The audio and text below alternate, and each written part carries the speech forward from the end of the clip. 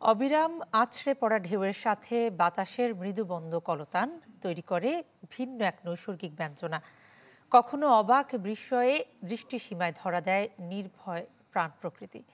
দর্শক, দেশের একমাত্র প্রবাল দ্বীপ সেন্ট মার্টিনের এমন অদেখা রূপ নিয়ে থাকছে বিশেষ প্রতিবেদন সংবাদে।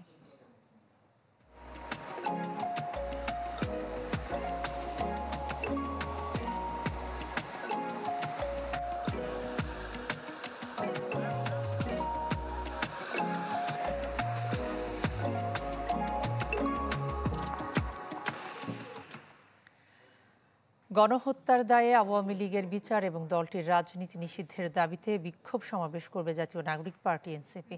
বায়তুল মোকাররম মসজিদের দক্ষিণ গেটে কিছুক্ষণের মধ্যেই এই সমাবেশ শুরু হবে। আওয়ামী লীগের বিচারের দাবিতে গেল 1 এপ্রিল থেকে রাজধানী থানায় থানায় মশাল মিছিল, গণসংযোগ এবং লিফলেট বিতরণ করে আসছিল এনসিপি। বৃহস্পতিবার এক ভিডিও বার্তায় ঢাকাবাসীকে বিক্ষোভ কর্মসূচিতে অংশ নেওয়ার আহ্বান জানান দলটির আহ্বায়ক নাহিদ ইসলাম। একই দাবিতে বায়তুল মোকাররম উত্তর গেইটে বিক্ষোভ কর্মসূচি পালন করবে বৈষম্য বিরোধী কওমি ছাত্র আন্দোলনও।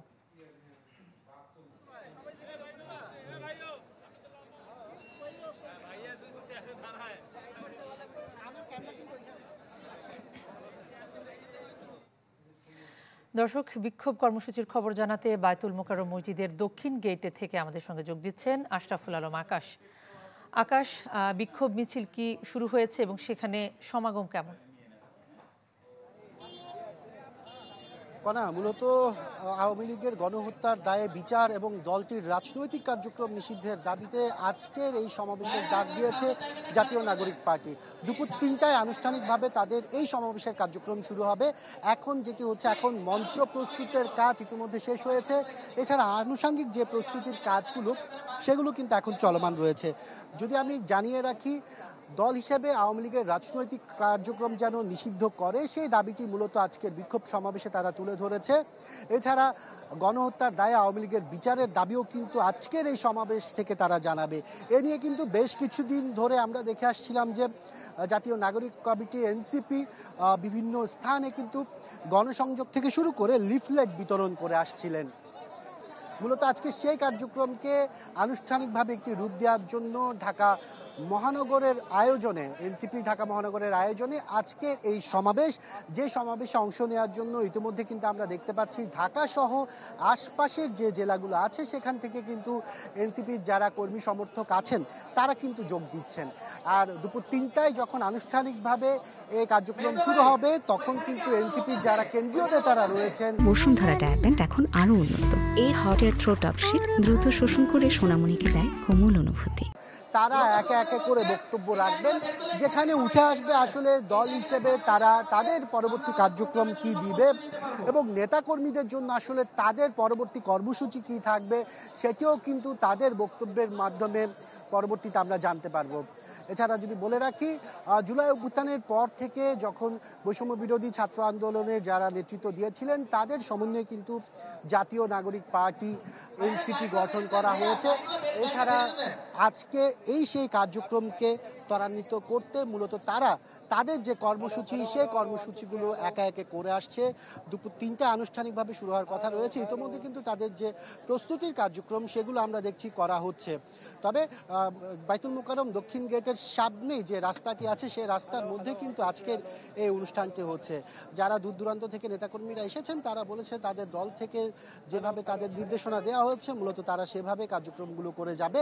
এছাড়া যদি বলে রাখি, আজকের এই কার্যক্রমকে সফল করতে এনসিপির যিনি আহ্বায়ক রয়েছেন সে নাহিদ ইসলাম কিন্তু গতকালকে একটি ভিডিও বার্তা দিয়েছে, যেখানে তিনি ঢাকাবাসীকে আজকের এই সমাবেশে যোগ দেওয়ার আহ্বান জানিয়েছে। এই ছিল এখান থেকে সর্বশেষ পরিস্থিতি। কণা। আকাশ, আপনাকে ধন্যবাদ। দর্শক, আমরা যুক্ত হব, সুলতান মাহমুদ আরিফ আমাদের সঙ্গে যুক্ত হবেন। তিনি নারী বিষয়ক সংস্কার কমিশনের যে প্রস্তাব সেই প্রস্তাবের প্রতিবাদে বায়তুল মোকাররম মসজিদের উত্তর গেটে বিক্ষোভ করছে বৈষম্য বিরোধী কওমি ছাত্র আন্দোলন এবং সেখান থেকে আমাদের সঙ্গে যুক্ত হচ্ছেন সুলতান মাহমুদ আরিফ। আরিফ, কি কি বিষয়গুলো নিয়ে বিক্ষোভ কর্মসূচি আয়োজন করা হয়েছে এবং তারা কি বলছেন বিস্তারিত জানাবেন।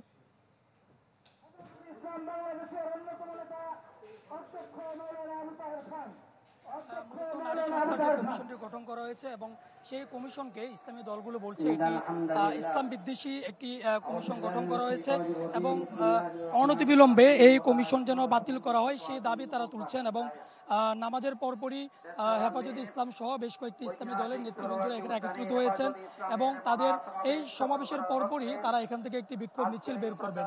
মূলত নারী সংস্কার যে কমিশন সেই কমিশনটাকে তারা বলছেন কোরআন এবং হাদিস বিরোধী একটি কমিশন এবং পাশাপাশি তারা এও বলছেন যে 5 আগস্টের পরে নতুন বাংলাদেশের যে স্পিরিট সেই স্পিরিটের সাথে এই কমিশনের যে কার্যক্রম সেটা কিন্তু যাচ্ছে না।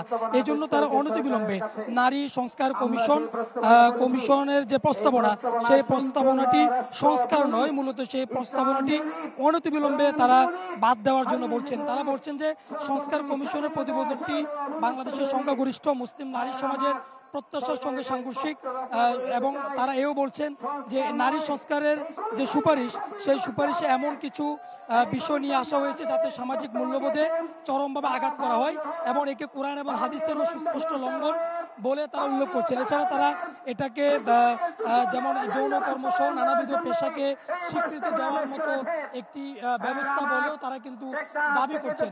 সব মিলিয়ে তারা বলছেন যে নারী সংস্কার কমিশন একটি বিতর্কিত কমিশন এবং এই জন্য অনতিবিলম্বে এটি যেন বাদ দেওয়া হয় এবং নারী সংস্কার কমিশন কোনো সংস্কার নয়, কমিশনকে যেন বাতিল করে সে দাবি তারা তুলছেন। এখন সমাবেশটি চলছে, কিছুক্ষণ পরে তারা এই দাবিতে বিক্ষোভ সমাবেশ করবে।